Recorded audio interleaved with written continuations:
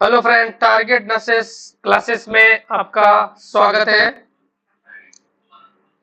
आज हम इस सेशन में आपके लिए कुछ एमसीक्यूज लेके आए हैं जो कि आपके एग्जाम में से बहुत ही इंपॉर्टेंट है और आपकी हेल्प भी करेंगे क्योंकि ये बहुत ही इंपॉर्टेंट एमसीक्यूज है। तो सबसे पहले हम बात करते हैं first question. The relationship between the fetal presenting part and maternal pelvis is known as। Foetus presenting part और मैटरनल पेल्विस के बीच के रिलेशनशिप को क्या कहते हैं? तो इसमें ऑप्शन फर्स्ट दिया है एटीट्यूड, ऑप्शन सेकंड दिया है लाई, ऑप्शन थर्ड दिया है पोजीशन और ऑप्शन फोर्थ दिया है स्टेशन। तो बताओ जल्दी से बच्चों, क्या हो सकता है? फीटस के प्रेजेंटिंग पार्ट और मैटरनल पेल्विस के बीच के रिलेशनशिप को क्या कहेंगे? Option is attitude, lie, position, station. तो बच्चों एटीट्यूड, एटीट्यूड क्या होता है? एटीट्यूड का मतलब होता है कि फिटस के खुद के बॉडी पार्ट का रिलेशनशिप खुद की बॉडी से, कि बच्चे का खुद का ही जो बॉडी पार्ट होता है वो एक दूसरे से कैसे रिलेशंस में रहते हैं, तो वो तो होता है आपका एटीट्यूड। जैसे जो मोस्ट ऑफ जो फिटस होता है वो कैसे रहता है? फ्लेक्शन में रहता है। कैसा रहता है? फ्लेक्शन। तो बच्चे का नॉर्मली एटीट्यूड होता है वो कैसा होता है? फ्लेक्शन। वही सेकंड दे रखा है लाई। तो लाई का मतलब होता है कि बच्चे का लॉन्ग एक्सिस मदर के लॉन्ग एक्सिस मीन्स, मान लो ये मदर का यूट्रस है, ये मदर का यूट्रस है और ये क्या है? बच्चा है। तो मदर के यूट्रस का क्या है? लॉन्ग एक्सिस है, बच्चे के लॉन्ग एक्सिस में। तो इसे हम क्या बोलते हैं? लाई बोलते हैं। तो लाई जो होती है वो एक तीन तरह की होती है। लाई कितना टाइप्स की होती है? आपके थ्री टाइप्स की होती है। फर्स्ट लाई होती है आपके vertical, second oblique, third transverse. Most common जो लाई होती है वो वर्टिकल होती है, बाकी कभी कभी ऑब्लिक भी प्रेजेंट होती है और ट्रांसवर्स भी क्या होती है? प्रेजेंट होती है। फिर आपका आता है पोजीशन। पोजीशन का हम मतलब होता है कि मान लो ये मदर की मान लो पेल्विस है, ये मदर की क्या है? पेल्विस है, और ये जो बच्चा है इसका ये क्या है? आपका प्रेजेंटिंग पार्ट। मदर के पेल्विस से बच्चे का कौन सा प्रेजेंटिंग पार्ट क्या है? रिलेशन रखता है, उनके बीच के रिलेशन को क्या बोलते हैं हम? पोजीशन बोलते हैं। क्या बोलते हैं हम? पोजीशन बोलते हैं। तो यहाँ यही पूछ रहा है कि फिटल के प्रेजेंटिंग पार्ट और मदर के पेल्विस के बीच के रिलेशनशिप को क्या बोलते हैं? तो उसको हम क्या बोलते हैं? पोजीशन बोलते हैं। क्या बोलते हैं? पोजीशन बोलते हैं। और लास्ट ऑप्शन जो स्टेशन है, स्टेशन जो आपका ये नहीं होता। स्टेशन का मतलब होता है कि जो स्चेल स्पाइन होती है उस स्चेल स्पाइन का बच्चे का हेड का क्या लेवल है, उसको हम क्या बोलते हैं? स्टेशन बोलते हैं। यहाँ पर जो ऑप्शन है आपका पोजीशन क्या है? Right. Next question, which vaccine can be frozen? कौन से वैक्सीन हम फ्रोजन कर सकते हैं? तो ऑप्शन इसमें फर्स्ट दे रखा है बीसीजी, सेकंड दे रखा है पोलियो, थर्ड एमएमआर और फोर्थ डीपीटी। तो इनमें से कौन सी ऐसी वैक्सीन है जिसे हम फ्रोजन करने की जरूरत होती है? तो बच्चों इनमें से ऐसी तीन वैक्सीन है जिन्हें फ्रोजन करने की कोई जरूरत नहीं है। जैसे कौन कौन सी हो सकती है? एक तो बीसीजी है, इसको फ्रोजन करने की जरूरत नहीं है। पोलियो को भी फ्रोजन करने की जरूरत नहीं है और डीपीटी को भी क्या है? फ्रोजन करने की जरूरत नहीं है। तो अपने को कौन सी वैक्सीन है जो फ्रोजन करने की जरूरत रहती है? वो होती है एमएमआर, मीजल्स मम्प्स रूबेला। तो राइट आंसर क्या आपका? MMR. Next question, which vaccine given to form blister and heals by itself and forms permanent scar mark after administration is कि ऐसी कौन सी वैक्सीन है जो लगाने के बाद में ब्लिस्टर करती है और अपना आप हील भी हो जाती है और एक परमानेंट स्कार का क्या कर देती है, फॉर्मेशन कर देती है। तो उस वैक्सीन का क्या नाम है? बीसीजी, एमएमआर, डीपीटी, डीटी या पोलियो। तो सबसे पहले हम बताते हैं कि जो बीसीजी वैक्सीन है वो कहाँ हम यूज करते हैं। बीसीजी वैक्सीन हम यूज करते हैं प्रिवेंशन ऑफ टीबी। टीबी को क्या करने में? प्रिवेंशन करने में। टीबी को प्रिवेंशन करने के लिए हम कौन सी वैक्सीन यूज करते हैं? बीसीजी वैक्सीन यूज करते हैं। बीसीजी की फुल फॉर्म जो होती है वो होती है बेसिलस कॉलमेट यूरिन, बेसिलस कॉलमेट यूरिन।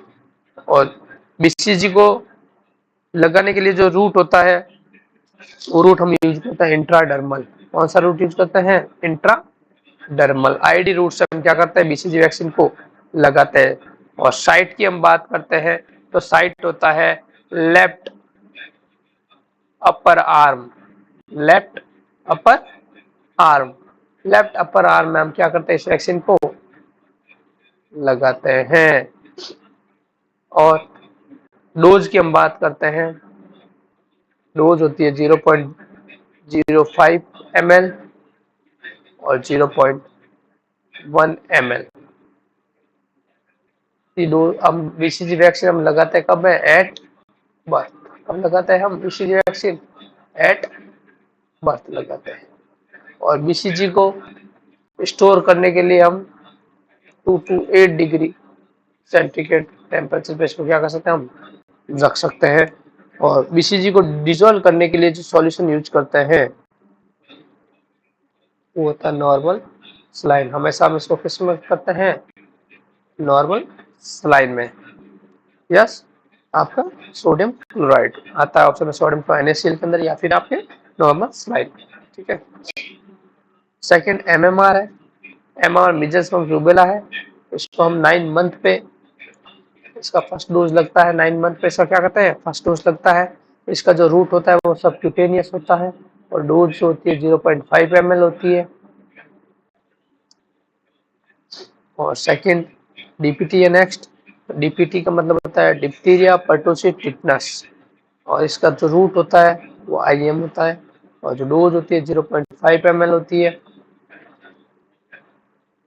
और बच्चों में हम जो यूज करते हैं IM site vastus lateralis, vastus lateralis जो साइट है वो यूज करते हैं।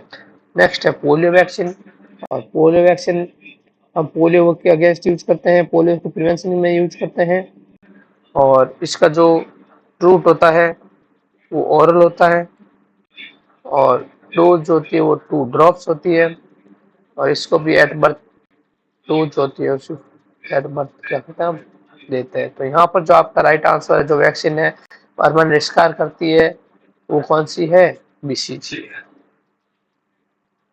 Next question, A post-LSCS woman passes urine 400 ml in past 24 hours. Means एक पेशेंट है जिसका क्या हुआ है? LSCS हुआ है और उसने 24 घंटे के अंदर सिर्फ और सिर्फ करना यूरिन क्या है? 400 ml यूरिन किया है। तो उस कंडीशन को हम क्या बोलेंगे? ऑप्शन फर्स्ट दिया ओलिगुरिया, पॉलीयूरिया, एन्यूरिया या हेमिचूरिया। तो यहाँ पर ऑप्शन देख रहे हैं ओलिगुरिया। ओलिगुरिया का मतलब होता है लेस देन 400 ml या 400 ml यूरिन पास करना कितने में? 24 आवर के अंदर। मीन्स एक दिन में सिर्फ पेशेंट कितना ml यूरिन पास करता है? 400 ml यूरिन क्या कर पाता है? पास कर पाता है। उस कंडीशन में हम ओलिगुरिया बोलते हैं। ओलिगुरिया मीन्स होता है 2 लीटर से भी ज्यादा यूरिन क्या करना? पास करना। Means excessive amount of urine pass करना 24 आवर्स में, उसे हम क्या बोलते हैं? पॉलीयूरिया। पॉली मीन्स ज्यादा, एक्सेसिव। और एन्यूरिया, एन्यूरिया का मतलब होता है लेस देन 50 ml या अपसेंट, लेस देन 50 ml या फिर अपसेंट इन 24 आवर्स। मीन्स 24 घंटे के अंदर या तो यूरिन पेशेंट को नील होगा या फिर 50 ml से भी क्या होगा, कम होगा, उस कंडीशन को क्या बोलते हैं, एन्यूरिया। और हेमेचूरिया, हेमेचूरिया का मतलब होता है यूरिन में क्या आना, blood, blood in urine is called haematuria. तो यहाँ पर क्वेश्चन पूछा है कि 400 ml यूरिन लग रहा है 74 आवर्स में, तो उस कंडीशन हम क्या बोलेंगे, तो उस कंडीशन को हम बोलते हैं oliguria. Next question, red colour urine is caused by which anti tubercular drug, कौन सी एंटी ट्यूबरकुलर ड्रग्स है जिसके कारण यूरिन का कलर कैसा हो जाता है, रेड हो जाता है। तो anti tuberculin drugs, anti tubercular drugs किसके लिए यूज करते हैं, टीबी में। कहां पर यूज करते हैं हम, टीबी में इसको क्या करते हैं, यूज करते हैं, इसीलिए इसको बोलते हैं एंटी ट्यूबरकुलर ड्रग्स। और इसमें हम फर्स्ट लाइन ड्रग्स, कौन सी ड्रग्स होती है, फर्स्ट लाइन ड्रग्स यूज करते हैं, जिनके नाम है आपके पेरिस, क्या नाम है, पेरिस, पी से पायराजिनामाइड, पायराजिनामाइड, ई से इथाम्बुटोल, आर से रिफाम्पिसिन, रिफाम्पिसिन, आई से आइसोनियाजिन, और एस से स्टेप्टोमाइसिन। तो तो पायरेजिनामाइड, पायरेजिनामाइड अगर बात करते हैं तो ये बैक्टीरियोसाइडल, इनमें से सब ये बैक्टीरियोसाइडल होती है, सिर्फ इथाम्बुटोल जो होती है वो होती है बैक्टीरियोस्टैटिक, बैक्टीरियोस्टैटिक। क्या होता है बैक्टीरियोस्टैटिक और बैक्टीरियोसाइडल, तो बैक्टीरियोसाइडल डिस्ट्रॉय और किल द बैक्टीरिया, या तो डिस्ट्रॉय और किल द बैक्टीरिया, इसे बोलते हैं बैक्टीरियोसाइडल। और बैक्टीरियोस्टैटिक,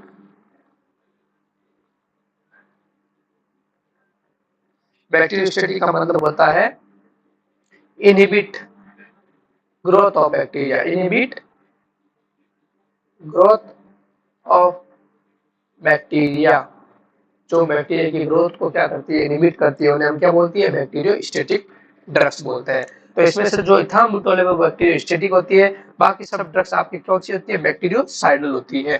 तो पायरेजिनामाइड, पायरेजिनामाइड जब भी किसी पेशेंट को चलती है, तो पायरेजिनामाइड जिस भी पेशेंट को चलेंगी उस पेशेंट में आपको यूरिक एसिड के लेवल को क्या करना होता है, चेक करना होता है, क्योंकि ये आपकी यूरिक एसिड के लेवल को बढ़ाती है और पेशेंट के अंदर एक डिजीज करती है जिसे बोलते हैं गाउट। कौन सी डिजीज करती है, गाउट, ठीक है, जिस वजह से पेशेंट के अंदर नी पेन होता है, क्या होता है, नी पेन होता है, क्योंकि जो यूरिक एसिड है वो क्या इकट्ठा हो जाता है नी जॉइंट्स में, इकट्ठे होने लग जाते हैं, जॉइंट्स के अंदर इकट्ठे होने लग जाता है, तो वो डिजीज करते हैं गाउट, क्या करता है, गाउट। नेक्स्ट है इथाम्बुटोल, और जिस पेशेंट को भी इथाम्बुटोल ड्रग्स चलती है उसके अंदर आपको चेक करनी है पेशेंट के अंदर विजुअल एक्यूटी, विजुअल एक्यूटी, क्योंकि ये क्या करती है, विजुअल डिस्टरबेंस करती है, इथाम्बुटोल क्या करती है, विजुअल डिस्टरबेंस करती है। फिर हम बात करते हैं रिफाम्पिसिन, तो रिफाम्पिसिन क्या करती है, हेपेटोटॉक्सिसिटी करती है, क्या करती है आपके,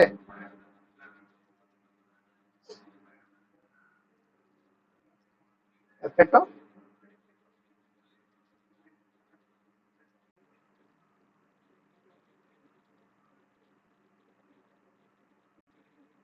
हेपेटोटॉक्सिसिटी करती है, क्या करती है, हेपेटोटॉक्सिसिटी करती है। और ये आपके ब्लड ब्रेन बैरियर को भी क्या करती है, क्रॉस करती है। इस वजह से यहाँ पर आप फ्लूइड के बॉडी के अंदर जो भी फ्लूइड है उनके कलर को देखोगे तो कैसा मिलेगा आपको, रेड कलर, कैसा मिलेगा, रेड कलर। तो इसमें पेशेंट का यूरिन का कलर भी कैसा हो जाता है, रेड ऑरेंज कलर हो जाता है। तो ये कौन ड्रग्स होती है, रिफाम्पिसिन। और फिर होती है आइसोनियाजिड, आइसोनियाजिड आप जिस भी पेशेंट की चलती है वो करती है पेरीफेरल न्यूराइटिस, पेरीफेरल न्यूराइटिस, हाथों पैर में क्या होगी, जलन होगी, क्योंकि पेरिफेरल क्या करती है, न्यूराइटिस होती है। इसके जब भी ये ड्रग चलती है तो इसके साथ में विटामिन B6 क्या करते हैं, टैबलेट देते हैं पायरिडॉक्सिन। कौन सी देते हैं, पायरिडॉक्सिन। तो विटामिन B6 है जिस वजह से पेरिफेरल न्यूराइटिस को प्रिवेंट करती है। और लास्ट जो ड्रग्स है वो आपकी है स्ट्रेप्टोमाइसिन, और स्ट्रेप्टोमाइसिन क्या करती है, आपकी हियरिंग डिस्टरबेंस। क्या करती है, hearing disturbance means year cranial को क्या करती है, डैमेज करती है। उस वजह से क्या होता है, हियरिंग डिस्टरबेंस होता है। तो सब यहाँ पर जो आपका आंसर है वो आंसर है आपका रिफाम्पिसिन, क्योंकि रिफाम्पिसिन जो क्या करती है, रेड कलर के यूरिन करती है। Next question, visualisation of burn in which stage of burn, कि कौन सी स्टेज बर्न के अंदर बर्न विजुअल हो जाती है। तो इसमें ऑप्शन दे रखा है, first stage, second stage, third stage, fourth stage. तो हम बात करते हैं बर्न की स्टेज के अंदर। तो जो फर्स्ट स्टेज होता है वहां पर आप देखते हो, वहां पर आपको स्किन पे क्या दिखता है, रेडनेस दिखता है। अगर स्किन पे बर्न इंजुरी होती है और अगर वहां रेडनेस नजर आ रही है तो वहां पर वो कौन सा है, फर्स्ट डिग्री बर्न है। और वही सेकंड डिग्री बर्न में क्या होता है, ब्लिस्टर। क्या हो जाता है वहां पर, ब्लिस्टर मींस फफोले का क्या हो जाता है, फॉर्मेशन हो जाता है वहां पर। फ्लूइड क्या क्या हो जाता है, एक्युमुलेशन हो जाता है, आपका ब्लिस्टर बन जाता है। और यहाँ पर ये जो आपका बर्न होता है वो कैसा होता है, पेनफुल होता है। कैसा होता है, पेनफुल होता है। तो यहाँ पर ब्लिस्टर का फॉर्मेशन हो जाए और पेनफुल हो जाए तो वो कौन सा होता है, सेकंड डिग्री बर्न या सेकंड स्टेज होती है। नेक्स्ट है आपका थर्ड डिग्री। नेक्स्ट कौन सी है, थर्ड डिग्री। तो यहाँ पर आप देखोगे तो यहाँ पर मसल्स क्या हो जाती है, एक्सपोज हो जाती है। यहाँ पर जो आपकी एपिडर्मिस है, डर्मिस है, सबक्यूटेनियस टिश्यू, ये सब क्या हो जाते हैं, आपके बर्न हो जाते हैं। और यहाँ पर मसल्स जो होती है, क्योंकि हम बात करते हैं जब स्किन की, तो स्किन के ऊपर आपकी एपिडर्मिस, फिर आपकी डर्मिस, फिर आपके सबक्यूटेनियस, फिर आपके मसल्स, और फिर क्या होती है, बोन।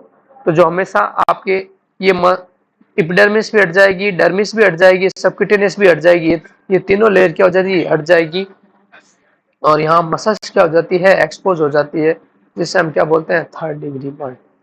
और वहीं अगर फोर्थ डिग्री है, फोर्थ डिग्री में क्या होता है, ये मसल्स भी क्या हो जाती है, हट जाती है, और बोन क्या हो जाती है, एक्सपोज हो जाती है। तो वो क्या होती है, फोर्थ डिग्री। तो यहाँ पर जो आंसर है, विजुअलाइजेशन ऑफ बोन किस में होती है, fourth degree stage of burn के अंदर।